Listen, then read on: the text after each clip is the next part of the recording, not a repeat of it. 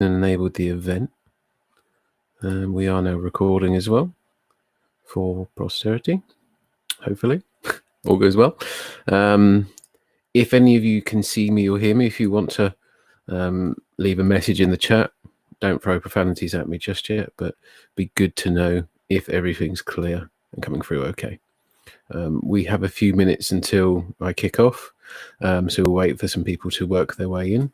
Aha, I can see someone typing. That's a good sign.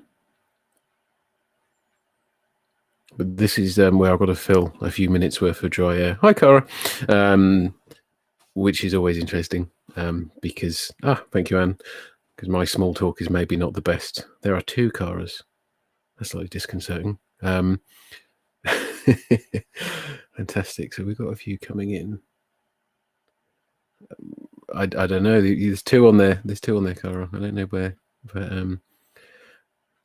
perfect. Okay, so good. Well, that's good for starters. I'm coming through all clear. If my internet connection quality drops or lowers, I'll turn the camera off just because in typical lockdown home working style. Oh, it's the other Nick. Hello, Nick. I have the pleasure of knowing a lot of the people who are tuning in for this today, which is fun. I just imagine you in the audience because the pinhole camera of a webcam doesn't quite have the same appeal as being in face-to-face, but we make do with what we've got. So give everyone else a minute or two to head in. We had a reasonable uptake on the registrants. We had to actually upgrade our package on here, which is always a good sign. And I'm also waiting for Alex from our side, who I'm hoping will help kind of moderate and ensure that no one gets too unruly. Aha, Alex has joined as well. Wonderful. So, okay, so I'm going to start sort of introducing bits and pieces. We have a few more minutes, I suspect, where people are going to start to file in. So I'm going to just kind of do the housekeeping and pleasantries, I guess, first before we sort of jump in. We have an hour and a half in for this, I think, maybe slightly under that. But what I'm aiming for is around 30 minutes worth of talk, there or thereabouts. Could be slightly more, could be slightly less. But I want to give everyone an opportunity to feedback or ask questions later on. I'm covering quite a broad sort of range of topics today. So I would hope and expect that there is some difficult questions floating around in people's minds. So fire them across. The harder, the better. But I do reserve the right to ask to answer them later on if I get totally stumped or I risk boring everyone else in answering it. Aha, fantastic. There's some more familiar names on this list. I'm assuming Click Meeting has some user experience issues because there are a lot of people with two surnames. So they might have to sort out their contact forms or registration forms, but never mind. I'm looking at you, Ian Garsting. Anyway, perfect. Okay. I think that's enough time. We've had quite a few people jump in already. As Alex has just mentioned in the chat there, she'll be collecting any questions. So if we can't answer any in the time, we will kind of get back to them later. But I say, do hope that we have the opportunity to today. Equally, if you can't hang around, but you want something to be answered, we should have email addresses as part of the registration process. We'll not spam you with that information. But if you want some feedback later on, or you want to continue the conversation, please do. Lovely. So that's the kind of boring housekeeping out of the way. Just our final piece, actually. If there's anything that comes up mid-flow, I'm going to be in just present mode and won't see any of the questions. We will loop round on the end. But if the internet does drop or we have any other slightly more frustrating issues, Alex will drop me a message and we'll sort of stop the flow that side. Anyway, cool. So thank you for coming. Good turnout. Always like to see. Glad that you've not been put off entirely by the idea of watching and listening to someone speak at a camera for a period. So, from that experience, there's high expectations. I've got to make it feel like it's worth your while. So obviously I hope that is the case. My name is Chris Green. I'm head of marketing innovation at Footprint Digital, which means a couple of different things really in many respects. But broadly speaking, head of marketing innovation means actually I end up getting stuck into pretty much every aspect of the business. I do a lot of training, lots of webinars, do a lot of consulting, guiding client strategies, running kind of pitches and that side of things. So I get into pretty much all areas of the business. I've worked in digital marketing agencies for well over 10 years now, but I started off my career in-house, albeit for not that long. By trade, I'm an SEO. I guess that's where my sort of journey here started. But Google Analytics, Google Ads to a degree, email marketing, tracking the whole gamut. I've kind of been there and I've done it. And I can see actually one or two of you that are here today, I used to have the pleasure of working with. So, thank you for coming back. I'm glad I've not annoyed you too much that you don't want to listen to me again. And actually, some of my current colleagues have just tuned in as well, which is lovely to see also. So, what I'm talking about today, well, that's kind of the important point, less of me whistling on. What we're talking about fundamentally is preparing for digital marketing success in 2021, which sounds vaguely kind of clickbaity in some respects because it is a fairly broad topic, and what everyone's expectations are will kind of vary generally.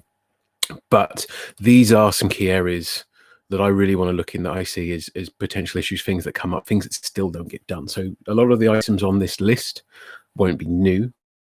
And it's not to say that you shouldn't have been doing it last year and you shouldn't be doing it in 2022.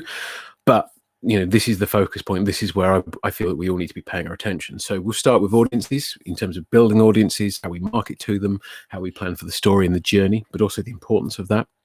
Also preparing for this next generation of tracking with GA4 and the sort of implications of cookieless tracking worlds. We're talking about finally getting serious about page speed and core web vitals. And this is going to become particularly important as of May this year. And finally, we'll end on recognizing user intent and how that's one of the most important digital marketing insights, especially for SEO, because that's the main lens I'm going to look at it. Now, as I mentioned before, you could put an argument that all of these things we needed to worry about last year, maybe even the year before, but these are still some of the most forgotten and opportunity-laden areas of digital marketing that are holding campaigns back. And I see this time and time again. So this is a lot of degree of my personal experience from what I've observed from people I've consulted with and worked with. These areas are things that just universally aren't getting hit right, and should do. And it will benefit people if you take away even one of these elements into your campaign later on, which I sincerely hope you do. So they're starting on audiences. So the first one is sort of start things off. Audiences are better than keywords. And to some people who haven't got a massive exposure to SEO or paid search or even digital, this might feel a bit obvious. And I hope it does. It should do. But the digital marketing world and the way that it's evolved over the last sort of 10, 15 years has basically made keywords probably one of the most important elements and most talked about elements. But the risk and what that's done is, it's kind of created almost a two-dimensional view on our marketing, which has ramifications and impacts on the content we produce, on the overarching strategy, how we think about the campaigns, and the activity comes from that. So the statement, audiences are better, are bigger, and are more valuable in many respects. So it's kind of getting people to shift that mindset and how we look at it in those terms. So let's put this in example. So imagine you're this gentleman here and you're looking into pension drawdown, or you're the company that wants to speak to this guy. Now, your service, your product, the page on your website, if you're thinking in a keyword first mindset, is probably just going to be called pension drawdown or something similar to that. Quite simple, quite easy, enables you to focus very specifically on what the target there is. But then we imagine, okay, well, if you put yourself in this guy's shoes, you become this member of the audience for a second. Well, actually, how many other ways are there to talk or think about this subject? Because I don't think pension drawdown quite covers it. So we could be thinking, is drawdown better than going down the annuities route? Actually, is pension drawdown even a good idea? Can he use his pension to help the kids out at the moment? Can they unlock that fund? So those particular searches don't even include the key focus term, but he could be in the market for it. But actually, on the other end of the spectrum, how could I get more from my pension? This person is potentially someone who would benefit from pension drawdown, but he is not thinking of it in those terms. So as you can see, if we approach it from the start with just a slightly more 2D view of what this person needs and wants just via the lens of the single key term, we miss a lot of the nuance. We also miss a lot of the opportunity to create the content that can support this. We take half a step back and think, well, if we're looking at a keywords or audience lens, which can we better create appropriate landing pages for? Which can we write better ad copy for? And which could we even formulate ebooks or FAQ sections or go down the whole thought leadership route? Now, that's a slightly rhetorical question because I'm putting forward the argument that the audience, eyes on the audience, focus on the audience will create better outcomes for each of these. Now, that's not to say that keywords won't then become part of that. They will do inevitably. But what I'm arguing is that's not the start of the process nor the end of it necessarily. It's that lens or that focus on the audience, which is really key. Then when we talk about audiences and we link it more into the ad tech side of things, is, well, audiences give us a lot of power when we actually want to target these people specifically and go out looking for them. What if this guy looks like this other group of people, these other people searching around pension drawdowns? From a Google Ads perspective, they would put them in the retirement planning in-market audience. This is a fairly homogenous group of people that the only thing that links them is that they are searching or planning for their retirement. Their ages may be different, their genders may be slightly different, but the thread that you're interested in, assuming you provide this product or service, is going to be the same. Now, your ability to speak to these people is vastly improved by thinking of them as an audience rather than a single key term or a set of key terms, because what might take you sort of days, weeks, or months to find, you can use Google's kind of black box thinking and machine learning and behind the scenes wizardry to help start that process. It's not just Google that you can do this for, it's Facebook and even LinkedIn and other networks too. This is a real huge opportunity. But where audiences really come into their own is actually when we consider the journey of the user and the fact that it's almost never a linear process. So on this diagram here, this pink line going across the middle, imagine that is effectively the timeline, and that's your website. The dotted line is the user, zigzagging, that's their journey.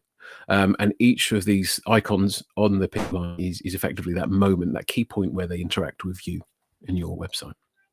Now, it could be instigated by TV, could be someone else's TV campaign, for example, could be a news report. It gets them searching. They could search Google, they could find you. You could then use Facebook retargeting to then speak to them and get them back onto the website. And then if they're still in that research phase later on, you could use Google text ads and search to get them back. And then finally, all things going well, once they've finished considering what they want to do, they search for you by name, they come back, and then they convert. Now, there's no such thing as a standard user journey, I would argue, because even if the broad steps are the same, the exact process and the thought process, the thoughts around that are totally different. And this is true for every site with every niche I've ever worked in. You'll never know exactly what happens. You won't know what other external factors involve in this too. But the things you do know and the things you can control are these touch points, these moments. We can and should use event-based tracking to create an audience for each of these moments. Because another point when you think about it is that this guy doing this one journey changes throughout this process. This process changes this person within the context of the search, because their expectations and what they're looking for at each stage are very different. Now, if I would want to speak to that person effectively at each moment, I need to think of them as a slightly different person, or at least a person with a different level of knowledge, whether it's about me, their requirements, the product, or the marketplace. Creating audiences of these people as they go through your product, service, and offering is a very powerful way of then talking to them again. And where I sort of want to end this sort of section is that fundamental point that I don't think keywords are really what they used to be. I'm not really going to go into a lot more as to why with that, but what do you do instead? Well, you to first get people into audiences, you need to prospect and you need to go out. You need to cast your net wide. You can use paid ads for this, or you can create some broadly generic knowledge-based content that you're fit to rank for, because you want to get people in there. You want to then, once people are on your website, use events to hook into these significant moments to then create those audiences. And broadly speaking, I'd liken this to you start fishing in the big lake, then you create your own pond to actually catch in. Because I think it's the people within these audiences that you create, the ones you can target more effectively, you can use better ad creative messaging, and I would argue speak to far more cost effectively. Now that comes over really nicely into retargeting. Because retargeting is so inextricably linked to the audiences in the way that I'm speaking from the tech perspective. And retargeting is how we then speak to those audiences when they leave. We kind of create that version or vision of ubiquity. What I'm arguing for this is actually being proactive in the creation of these audiences is really, really critical. Now, first kind of point of order, really, retargeting is not new. It's not a new concept. I'm not sort of extolling the virtues of it as if I found it yesterday. Looking from search trends, it's well over 10 years old, at least in concept. And I would argue from a effectiveness of delivering ads for majority of people, 6-7 years maybe. So this is a new concept. But so often retargeting is not built from the beginning of a campaign. which has always struck me as a little bit odd, because we know that 85 to 98% of people roughly won't convert when they visit, and probably don't have intention to. So why aren't we preparing for that? That stat is actually entirely anecdotal, but that's just based on the years of experience seeing that, great website conversion rate could be 15, 16%, and okay to low conversion rate, depending on the niche, could be 1% or even sub 1%. But it almost doesn't matter what that figure is, because we do know that the majority of people still aren't going to do the thing that we want them to. So preparing better for that is key. The time to prepare for that is now. And how do we do that? Well, we have to proactively set this stuff up, fundamentally, at the moment anyway. I suspect that analytics platforms and tracking will start creating potential audiences for us later on, so we can just tap into them later. But we have to be proactive about this. We have to tell these ad tech and ad platforms which audiences we want to group and potentially speak to later on. Now, there are many different ways of doing this, but some triggers and elements that are probably missing, and you may want to look at, and I would really kind of encourage you to, is all of these moments I was talking about on the website signify points whereby the users are showing intent, or they're giving us some information, whether it's showing their lack of knowledge, or it's showing various other kind of facets and elements about them, what they're looking for. Now, none of these things are tracked out of the box within Google Analytics or any other analytics platform I'd consider as entry level. So this stuff has the real risk of becoming very technical. So each of these bit.ly links on the right here are links to ways of setting this side of things up. So I'm not going to kind of bog you down in the technical now, but if you want to go and do this for yourself, go and have an investigate, go and have a look. If you get stuck, let me know. But you could be tracking PDF or document downloads quite easily. Anyone's clicking on them. You can even track specific document downloads or downloads on given pages and then create audiences based on that. You can also track the people who have scrolled 75% of the way down a knowledge-based content page. You have a really good idea of what content is that, where do they scroll to. I think I now know a bit more about that person, so let's put them into this audience.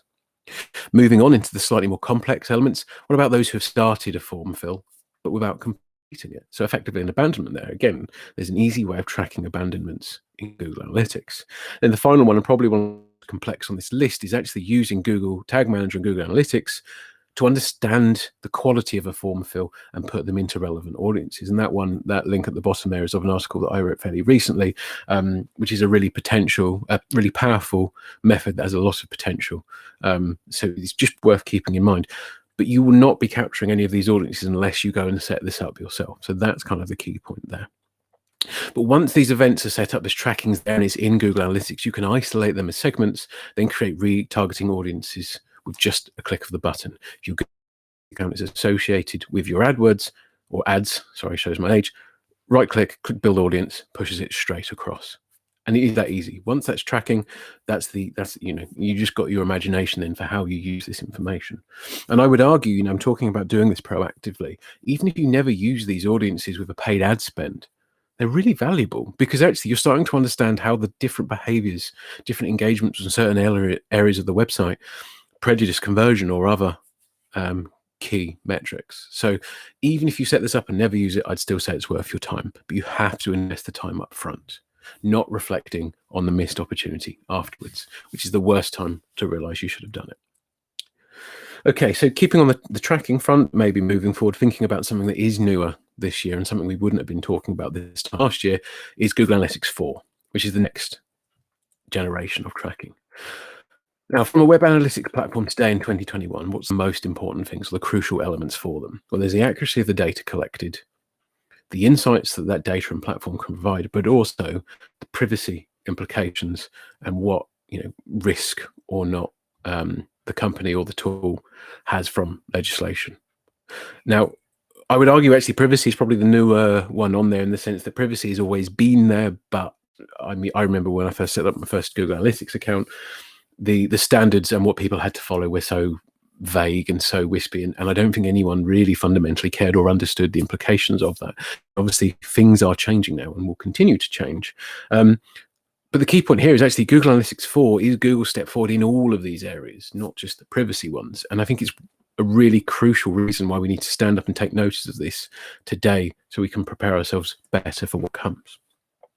So from the accuracy point of view, GA4 is an entirely event-based tracking model. Don't worry if you don't 100% know what that means, but on Universal Analytics, the previous iteration, there'd be different types of hits that Google Analytics would track: page views, events, transactions, etc. Well, it's now events is kind of the primary method of recording that. Now, the key reason for that, and the key reason what's really important, is this consistent measurement model enables a far better cross-device tracking system that captures the data more accurately, captures it more simply, and enables us to see a lot more of that data, especially in those tracking scenarios where things become more complicated. So if you're tracking web apps, if you're tracking mobile applications, or even other software that you've added Google Analytics to, this has your back far better, and it gives you a better view of the person's journey across those properties.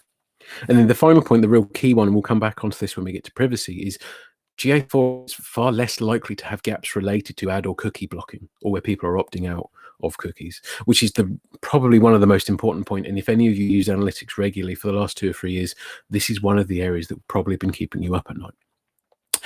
But from the privacy point of view, and GDPR really changed everything here, is, GA4 gives you enhanced data collection control. So you can have far better control over what data you do and don't store and how long that stays in your analytics for, which takes away a lot of risk. It helps Google wipe its hands of anything you may or may not be doing wrong. But it also gives everyone an easier ability to add a level of tracking that is compliant. With the data collection controls comes better abilities or controls at deleting data. So if you have users' data within there and they do request it to be removed, you have a far better ability to do so, because it's a right pain doing it now. And then coming back to this, it works with or without cookies. So we're seeing more browsers like Safari and Firefox just stopping third-party cookies being stored, and with good reason, because well, frankly, it's the Wild West out there and people have been going mad with it. It is protecting the user's privacy, but for everyone who does this gap, that's something missing from your analytics data. If GA4 still wants to try and work with cookies, but where it can't drop a cookie, it's using AI and other modeling to cover these gaps. So it is trying to approximate, well, if I don't know exactly who these people are, what would I anticipate they are based on the rest of the data and based on by the people who aren't opting in. It's a bit of a black box. We're not entirely sure how it works, but it's going to save you a lot of gaps later on. The key point is this makes your privacy controls far more future-proofed as well. So if you think Google Analytics is tricky now, if you don't upgrade, you're going to be in you're going to have far deeper water later if you don't keep up with it yourself. Final point, and actually the interesting and the fun bit and why we use Google Analytics, is the insights that comes from it. Excuse me, sorry. This time machine learning is built into the core, rather than sort of bolted on as an afterthought, which is what the current machine learning stuff and analytics feels like. And this is to generate better insights. One day in the very near future, the whole idea of predictive analytics and using your data in that way does not necessarily require a data insights team that is separate to it. It can be coming from the platform, and it even is better now than it used to be. So we will get used to using this information, and it will speed up our reporting and how quickly we can actually action this data. GA4 also tracks far more out of the box, so you can gain more data and insight with far less effort, which is obviously great.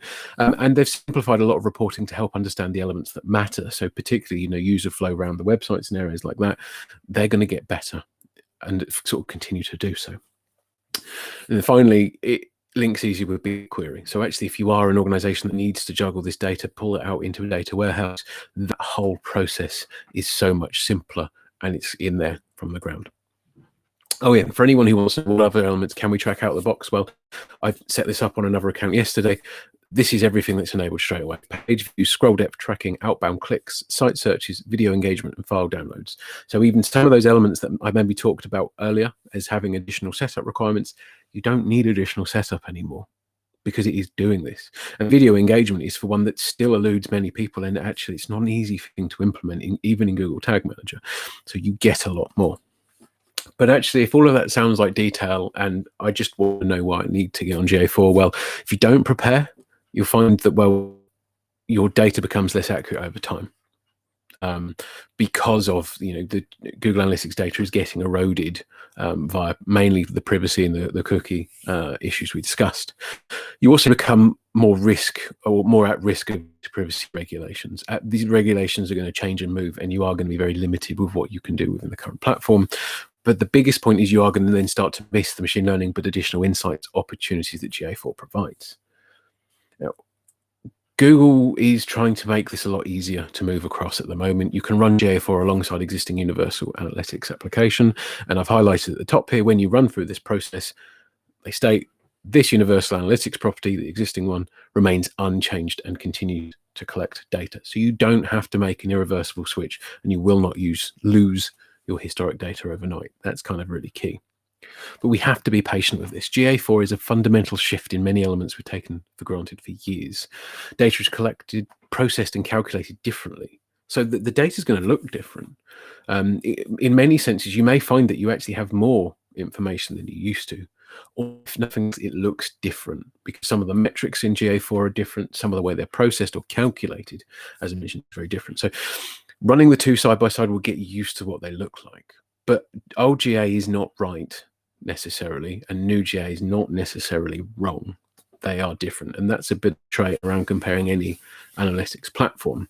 GA4 is still new as well. So even if you run this and you set it up now, but you decide it's not for you to use as your main flow at the moment, have it sat in the background. Google Analytics are putting all of their time and effort into this, and they will eventually shut everyone out of Universal Analytics too, or make it very hard to sort of stay there.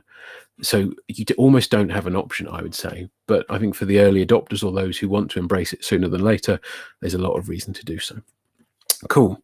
Page speed, getting serious about it. The main reason we're talking about page speed again, I say again, and I'll tell you what shortly, is because of this concept of core web vitals. And these are a new set of metrics that help us really understand web page speed and speed optimization. And they exist fundamentally because measuring page speed is incredibly difficult. Saying my page loads in 2 seconds as a statement is virtually pointless, because what do you mean by loads? Do you mean it's 2 seconds until a user can engage with the page, or it's 2 seconds until all of the the scripts and code, the DOM is loaded? It shifts and it varies, and it's even different to people in different places on different devices. So it's challenging. But actually, no matter how hard it is to measure page speed, slow websites are horrible for everyone. And we need to kind of make that, well, not be a thing. We need to fix that. The key point is websites are still getting larger, and in a lot of cases, mostly slower. So this whole idea about, I think you speak to anyone about a website and they would say, well, page speed is important. But page speeds are really important, but people aren't getting necessarily better. If we look at this graph from HTTP Archive, we can see that you don't have to read the details. All you need to see is actually that this trend of the size of websites is still going up. This is right back from 2011 through to sort of mid to late 2020. What's worse potentially is the kind of slightly more ghostly colors on that graph shows you the actual extremes of these differences. And the worst websites are getting worse. And he said worse, which is terrible grammar. But so it's not that it's a growing problem necessarily. It's just not getting on top of at all. Now, the other thing we need to pair that with is when we're approaching websites and how we judge page speed, we always assume that everything's created equally, but the speeds of people's internet connections is vastly different across the world as well. So if you're building a new website, which country are you sat in? I would hazard a guess most of you in the UK, maybe England, based on the cohort, but that could be very different today. But then think of, where are your target users? Where potentially? Are they in the same territory or region, or are they in others? When you're measuring your own web speed, are you judging it as per someone collecting in your country or in your customer's country if they're different? And you can see web page speed varies dramatically. And we have to keep that in mind. And this is what we want to avoid. I don't know if this GIF is triggering for anyone here, and it's something we're all getting used to now, working from home. But even half a second to 2 second delay is really jarring, and people don't necessarily have the patience for it. And this is what we want to avoid, is just experiences like this that detriment people's impressions of you. Now, these stats, just a quick apology, if you've ever been to a page speed kind of talk, webinar, or what have you before, you'll probably have seen these stats, but they aren't getting any less true, and they should be rallying people to make some changes. But Amazon estimated that a 1 second delay in a web page loading can cost $1.6 billion in lost revenue every year. I mean, that's an obscene amount of money, and it's only Amazon with the size that they are could it cost them that much just because they have that much worth of volume? But for every one of those people that's put off by that page speed, they could be one of your customers. You might not have a $1.6 billion price tag to that loss, but you're still making it harder for the people you want to actually become your advocates. And also Mozilla, creator of Firefox, this is years ago now, made the web page load 2.2 seconds faster, which is a massive, massive improvement, but it increased 60 million browser downloads in that year. Again, staggering numbers, hard to necessarily relate to your business, but think about each of those people that that's attached to and what that difference then made when scaled up to the overall size of the business. So we know that, page speed core web vitals are kind of important, or we should do. What are the core web vitals? Why do they exist? Well, I'll just highlight the sections, don't read the whole statement, but we said at the beginning, people, web developers, business owners have found that the abundance of both tools and metrics related to page speed are challenging to keep up with.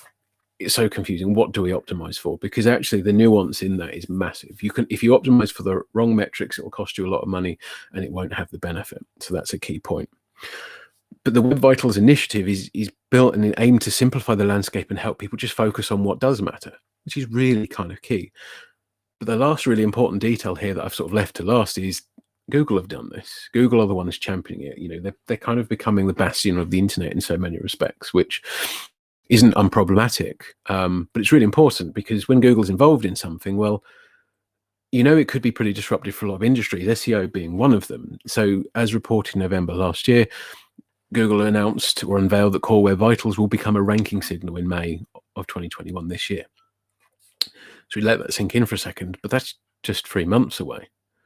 Becoming a ranking signal is only half a step away from my website being slow, may cause me to lose traffic and revenue, which is a big point to sort of stand on. Now, I would say after putting a GIF of a red flashing light here, this isn't necessarily a time to panic. It's time to take it seriously, but we don't expect a kind of a cliff edge drop for websites that flout this overnight. I don't know if any of you remember Mobilegeddon or when Google said that they were going to be assessing and ranking websites based on the mobile experience rather than desktop. Well, that took years. That's still rolling out. And again, the Millennium Bug is another one for those of you even a bit older. That still, there's a lot of panic that gets built up around this, and it isn't actually very useful. But the panic, or the reason why people are worrying, is there. Now, don't worry, we are all in the same boat here. If you run an e-commerce website and you're built on Magento, there's a good chance that a lot of your competitors are built on Magento or maybe WooCommerce, and you're all going to struggle from similar issues from page speed, and they're all going to be similarly difficult to overcome in some senses, I would say. So take comfort that I guess you're all kind of screwed now, but you're all struggling. So we've got to work our way out of this. But then the thing, just to put this into perspective, is Google have been talking about page speed since 2010. It's a long time. It's been important for a long time. There are certain elements of page speed that are already in the ranking algorithm. So this is not going to be some apocalyptic change overnight. But if this is the argument or the case you need to improve your website's experience, use it, because it's good for the users. If it benefits the users and it creates a better experience, it will benefit the business in the long term. But this is the key opportunity. Getting ahead with page speed is leveraging a great advantage. How you do this will be challenging. We'll come to that in a second, but what we know is everyone's going to be scratching their heads working out what they're going to be doing. But how fast should we be aiming for? What's a good page speed? I get asked this a lot, and there's no simple answer, I would say. I mean, well, the easy one is to say, well, faster than your competition is the main. If you think about page one in Google from organic results, usually that's 10 results you're looking at. That's assuming you're already on page one. There's 9 other people who are in serious contention to potentially benefit. Now, page speed is still only going to be a factor in the overall ranking factors mix. So it's not going to be, if you're really great at everything except you have a subpar loading speed, you aren't going to drop off page one overnight. But if it's neck and neck between you and a competitor and they're doing better than you, they have a faster experience, there's a good chance that as of May, they may start inching ahead. And that's what we need to look out for. If you haven't used Google's Page Speed Insights tool, I would really suggest that you go and do that and start getting an idea of, well, what is our page speed? What are the core web vitals for our website, and where can we look to impact this or improve it? But the key point is when you can see the problem, you then have to go and fix it, and that's the challenging bit. But just I intentionally run the Daily Mail through this, mainly because I don't like them as a publication, but equally, they are a site that whenever I think of sites that offer poor user experiences, the Daily Mail, I would argue, sort of mistreat their users to an extent with the kind of the burden of the load they give everyone's experience. It's just ad units, tracking, marketing technology makes it a horrible site to try and navigate and use, even on desktop, even with a good connection. Now, when we say everyone's in the same boat, Daily Mail are going to have to sort it out. Speaking to Wix, content management platform, they know they've got a massive hill to climb, because everyone that pays them and uses Wix is going to be impacted by this. Now, how you fix these individual issues is going to be hard to sort of say for any given person, because every website is different. But the PageSpeed Insights tool does give you a bit more information about these and does give some suggestions on what it is that you could be doing. But the first problem is really identify what the causes of the issues are. Go and speak to your developer or someone that was worked on your website, because they'll help you understand what can and can't be fixed easily. And if they're saying nothing can be done, well, you've got two options really. You have to wait till you replatform or rebuild, which sounds unpalatable, but sometimes page speed improvements are too expensive if the site isn't geared up for it. Or secondly, ask someone else's opinion, because actually fixing this from a technical perspective is challenging. Might just be that the person you're working with doesn't know what to do. But don't let that limit your website and what it does. Have to take page speed really seriously. Final section, sorry. So we're doing okay for time, actually, in that sense. Hopefully everyone's still awake. We're going to talk about user intent now, just to finish things off. So almost coming full circle on audiences from the start. So I'd argue today SEO is less about tricking Google and more about finding the sweet spot between satisfying user needs and being an easily accessible and recognizable platform. Now, within the SEO industry, that won't be an uncontroversial view, because there are many that still have different tactics and would rather try different methods to try and get around Google. But actually, if you can become an easily accessible and recognizable platform, you will succeed in SEO. And that side of things is pretty straightforward. But it's about identifying and being familiar with intent. Now, I'm assuming everyone's laughing at that pun there. If not, please don't tell me. And intent is finding the best match for a product or a service to the person searching for it. But how do we understand intent? These three people here are three very different people that will be searching very, very differently. But when we're trying to identify their intent, we don't always have a lot to go on, especially if we're talking about the SEO perspective. This comes back to the keyword or their search behavior. This is what we have to try and understand. Who are they? What do they want or need? Now, is this done by intuition or guesswork? And if any of you are experienced in this space, there might be a degree of intuition and guesswork within this. But I would say that actually it's not unproblematic. You cannot always guess successfully the intent of any given query just by looking at it. It doesn't work like that. I'd say, well, really simply, let's not overcomplicate things. Let's just search it on Google. So we'll run through some examples. So take this first one here, really simple one, pretty unimaginative if you ask me to, but blue size 11 trainers. The only way I could have made that more specific is to put men's trainers on it as well, but I think Google's inferred that by the size. But you see here, you've got an ad unit at the top, so the Google shopping results, you've got text ads, and then you've got eBay, and then Amazon. I mean, you don't need to scroll any further to know that this search result page is for people who want to buy specific product. Makes sense, the keyword suggests that, but let's just modify it slightly. Let's look at best running shoes. So we still do have that shopping carousel, and we still do have some paid ads there, but let's look at the first organic results on this. Well, these aren't e-commerce websites. These are effectively buyer's guides or editorials. These are the best running shoes of 2021. We're still in the same ballpark, and actually this search may lead you closer to this one, the previous one we were looking at. They're very different. They're very different types of content. The rankings and the people there are very, very different. Now, identifying this intent kind of sounds easy, doesn't it, in that sense, just Googling it and then working out what's going on. But it doesn't happen nearly enough. And actually, again, some people that I've been working with and training recently that don't have a background in SEO are almost slightly better at doing this because they don't have any other tools or they haven't been overcomplicating it. So they just have gone for what makes sense. Because Google is better today than it was 10 years ago, it makes sense to go and effectively ask Google what the intent is. But how do we use this information effectively? Because so many still don't. Well, one of the ways that works really well is thinking in terms of your user and its journey progressing through the experience. So actually, let's draw out the old marketing funnel here and work it out. But I'm going to call this the keyword funnel because we're going to change that. So this is a real kind of scenario that I've taken that I had a couple of years ago, but this is the journey I've gone on. Effectively, my issue is I had a drain blockage. Initially, right at the start here, I was searching for who's responsible for cleaning drains, because frankly, if I would have passed it off to the water board if I could have got away from it. But after researching it and working out where the blockage was, I found out that it was for me to clean. Firstly, thinking of the budget option, I thought, well, how do I unblock this drain? Then where's some drain rods to buy or some drain unblocker?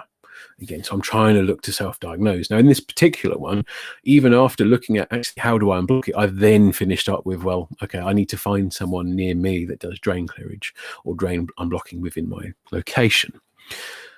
Which kind of makes sense as a journey. Not everyone's journey will be the same, as I've said, but how many different pages of content do you need to cover this journey or this funnel, from each of these different steps? Each of these search results for each of these phrases are very, very different.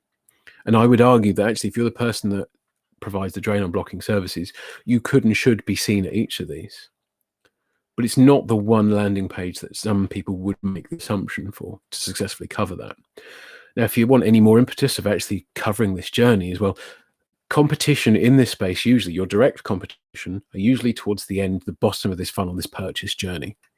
So again, if they offer drain unblocking services, they may just be giving you your service page saying we unblock the drain. Sometimes they may be talking about how to do it for yourselves, but they're not always at the top of this knowledge point. Now, if you are a plumber and you want to get into drain unblocking, unfortunately, this space is being saturated here in that sense of, plumbing companies have cottoned on and they create content for each of the tiers here. But this idea of going upstream from the competition and trying to rank more than just at that point of purchase is so critical because of the understanding it gives you over that user's intent and that shift in their behavior as they go through. You have more ability to speak to them at each point and more exposure to them. You loop in other strategies like retargeting that we've discussed. You have the ability to keep them effectively within your funnel throughout their whole journey, holding their hand. And the action here, and it's just really simple, is just inspect each of these search results pages and just work out what is it telling you about the person or people searching. Now, actually, this is a smaller segment from a much larger talk just focused around this as a concept, which the link is there if it's interesting. But I delivered that talk over a year and a half ago now, and there's nothing that I would change in the recommendations or advice for it. And people still haven't caught on in any greater extent since then. So it's definitely worth your time. Now, to round off, 40 minutes of solid speaking, my throat's giving way. What did we learn? Well, digital marketing success in 2021, the biggest recommendation, really, I'd say, to succeed in 2021 has almost always been the same from a marketing perspective. And that's just the fundamentals of what I've discussed are putting the user at the center of this strategy. Now, I've talked about a lot of the technology and the methods of doing so. So the correct tools for audience targeting, the correct tools to get the insight and maintain that insight as things change, so regulation, technologies. But again, this is still search. This is still kind of fueled by the person at the center, who's the person that wants to buy your products or service or consume your content. This final point, again, that I've not really leveraged or pushed too hard throughout this is the content that you need to connect to people with what they're looking for is the biggest theme. And if I would encourage you to take anything away, it's, do you have content that lines that entire journey? And often this is I've worked with a lot of SMEs and owner managed businesses, and they tend to think of this level of content creation as something that it's the big corporates or the big marketing teams do. And there's a reason for that, because it costs a lot, it takes a lot of time and a bit more planning. But everyone that operates, in the SME kind of level or local businesses, everyone who can create content to line that path to conversion does better. They do it right. They have the right platform. So that's where I think digital marketing success lies, and it works. It's pretty universal. These are fairly broad, but there are nuggets, I hope, in each of these that can help your campaigns today. So that's the end of what I'm kind of talking about. Final one is almost a shameless plug. Excuse me. We launched a book December last year, and the book's been launched this year. And this is the teachings and the learnings from the Academy. So every summer we recruit via the Academy, but we also provide people the opportunity to come and learn more about digital marketing in the way that we teach it. So we talk about joining the dots between all the elements, building the right cultures for teams and campaigns to succeed, but also using data to overcome the opinion. And for those who wonder what it is we've got against hippos, the hippo in this instance is the highest paid person's opinion, which is probably one of the most frequent things that actually kills marketing strategies. So that link there takes us to the Amazon page. We've also got other ways and means to buy it. But if anything that I've discussed today or the way that we think about things is interesting, hopefully this book will too. So that's it. That was 43 minutes of me kind of talking to you. So well done. Hopefully that was useful. I'm going to end the sharing now, and I'm going to give people the opportunity to ask questions or feedback. So hopefully, yeah, you got some questions. So I'm just going to have a quick drink while I wait. I can see people typing. Okay, first question. This is from Cara1. On the websites you have audited, what do you tend to find the top issues with page speed, and what are your recommended solutions? That's a really good question. The most common page speed problem is around images or media, which is good because actually it's one of the easiest to solve problems. But that is most platforms out of the box still don't quite optimize images that well. So if you're uploading, say you're downloading images from stock image websites, you get the nice high resolution one, because why wouldn't you? And you upload it directly into your CMS without changing it. If the CMS doesn't hold your hand and help that process, that image is going to be far too big for what it needs to be, which is probably the biggest thing that's going to eat your page speed. Now, the good news is it's going to be the easiest one to fix, because you can optimize images very straightforward. You can make sure that you're only kind of producing images that are as large as they need to be. So if you know that the main content area in your website is 800 pixels wide, make that image no wider than 800 pixels, because it doesn't need to be. But also you can optimize images. So you can use websites like TinyPNG. You upload your image to that, and it will effectively strip out all of the excess data and compress that image whilst maintaining the quality, which will often shed between 20 to 40% of the page of the load of that image, depending on what the image is and what the problem is. Other ways that you can kind of optimize media and images differently is using new image formats. So one format, for example, is called WebP, and it's just a more optimized image delivery service. WordPress, for example, is a platform. It's quite easy to implement WebP images through. You have to upload or a plugin and hold it, or you may even need to implement something on your server. It's fairly straightforward if you know what you're doing. Most developers can help you out there.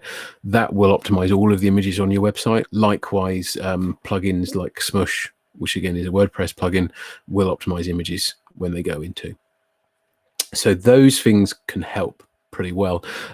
If you're utilizing platforms like Wix or Shopify or Squarespace or similar, you don't have as much freedom in optimizing there, but they as platforms are all improving themselves. So actually you have to wait for them to get on it, but they're going to be optimizing your platform for you, which is kind of cool.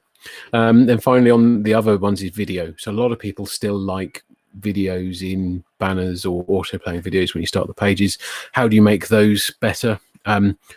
I would say sometimes consider whether you can delete it or not. So not embedded videos that you physically have to click play, but if you want auto-playing videos everywhere, you aren't going to get that page speed looking low, especially if you're trying to cater for people on, say, retina displays, high definition displays. So you've got some real issues there, and a lot of the decision making we're going to have with page speed is, do I need that image at that size or that asset at that size and that resolution? Is it really needed? Does it improve the experience? I've done this with a few clients in the past where we're taking videos away and we've not seen any issues. If anything, page speeds or user experience has improved because people can get to where they want far quicker. So that video could be hurting or hindering. So yeah, they're of the most common issues. Of the really tricky issues to fix are, well, if you've bought a site that's off the shelf, or you're on a WordPress or even Magento or Shopify, anything that's template based, and you've built a theme that's not very well optimized, it's a developer that probably needs to fix that, and you might not be able to fix it easily yourself, if I'm being completely honest. So you need to really be you need to kind of work out, well, optimize the images first because it's in your control, and then work out what are the other elements that are there. So that's broadly that one. Next one from Kathy. bang in the middle of a website migration. Good luck, Kathy. 4 sites into one, which is reasonably ambitious. Not sure when go live will be. Should I move forward with GA4 with the old sites, or just wait and get sorted with the new? I talk quite a lot on web migrations. One of my favorite things to do on a migration is remove as many variables as possible, because, well, the more variables you've got, the more things that go wrong, essentially. So it's a case of, I would keep the tracking as it stands if it's functional at the moment, and I would look to migrate it or change the tracking once you've resolved that migration, just to remove the moving parts. If there's any, there isn't anything currently that you can't do with the current Universal Analytics in regards to the level of detail and what can be tracked. So if some of those features that I talked about, I've seen you mentioned on videos there, if you want that level of tracking, you can still have that. You would just do that via Google Tag Manager. If you search tracking videos using Google Tag Manager, there are quite a few people, I think Kissmetrics is one, that offer some ready-made setups that can work reasonably well. But I would remove the level of variables. Even if you did want GA4 live on the new site, I would still have Universal Analytics alongside too, just because that data is going to look different. And it'll be really hard to work out what's happened in this migration if you've also changed the measure of which. So, if it's counting the amount of users that visit your website differently, your migration could look better or potentially worse without actually anything changed, just because you've changed the form of measurement. So in that instance, I'd pause for thought. We're going to have weeks or months to pause and monitor this move to GA4. So, me saying get on it this year is not get on it tomorrow by any stretch. So, you can wait there. I would advise that. But drop me an email if that's not clear or you want any more specific. Another one. So what's your biggest challenges with GA4? Biggest challenges so far has actually been GA4's compatibility with other tools. So a lot of so our rank tracking tools, our reporting tools, all talk with the old version of Google, which means that GA4 just simply isn't compatible. So we have had to pivot really quickly and build new dashboards. And I know that our rank tracking software have just released their GA4 connection. They got to it pretty quickly, but there is a bit of a mad scramble in the marketplace. So if you want to sort of maintain how you analyze and track data at the moment, you're waiting for people to catch up there. The other, actually, my biggest personal challenge is I've used Google Analytics in its current iteration since it launched. I remember the last time they made a sizable change to it, and I didn't mean